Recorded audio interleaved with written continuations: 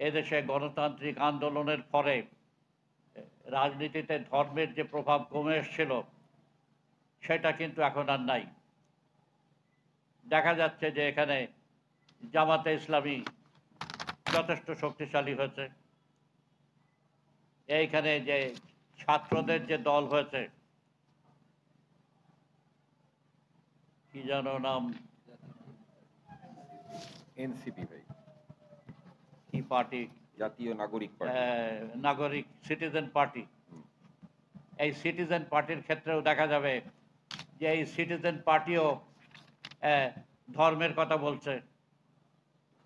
এই citizen party হচ্ছে একটা খুবই আশ্চর্যের ব্যাপার যে এদের নেতৃত্বে একটা অভ্যুত্থান হয়েছে, কিন্তু এখানেও চিন্তা করতে হবে যে এদের নেতৃত্ব বলতে ঠিক কি বোঝায়।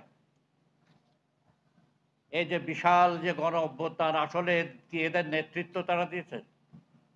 ঘটনাক্রমে তারা যেহেতু তাদের কোটা আন্দোলন করেছিল, এই কোটা আন্দোলন একটা স্ফুলিঙ্গের মতো কাজ করেছিল শেখ হাসিনার যে নির্মম, নির্দয় এবং শক্তিশালী যে অবস্থান, তার বিরুদ্ধে একটা বিক্ষোভ হয়েছিল। এই ছাত্ররা করেছিল